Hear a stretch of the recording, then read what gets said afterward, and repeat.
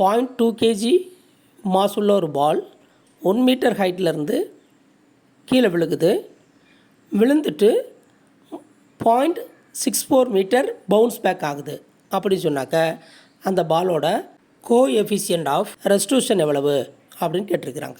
இந்த படத்தில் உள்ளது தான் நமக்கு வந்து கோஎஃபிஷியன்ட் ஆஃப் ரெஸ்ட்ரூஷனோட ஃபார்முலா.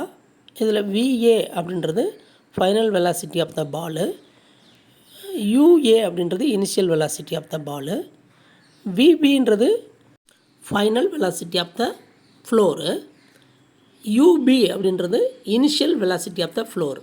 அப்போ அது UBயாக இருந்தாலும் சரி VBயாக இருந்தாலும் சரி 0 தான்.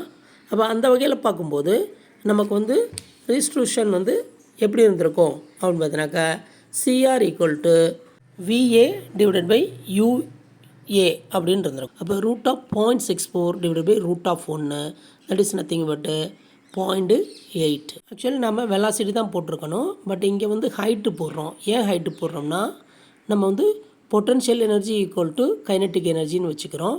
அந்த வகையில் velocity is directly proportional to root of the height அப்படின்னு வந்துடும்.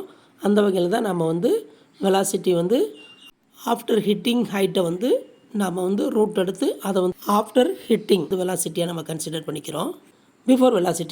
பிஃபோர் ஹிட்டிங் இருக்கக்கூடிய ஹைட்டை நம்ம ரூட் எடுத்து அதை வந்து பிஃபோர் வெலாசிட்டியாக எடுத்துக்கிறோம். ஸோ அந்த வகையில் ரெஸ்ட்ரூஷன் = √0.64 டிவைடட் பை √1 அப்படின்னு இருக்க போது அப்போ nothing but 0.8 is the answer.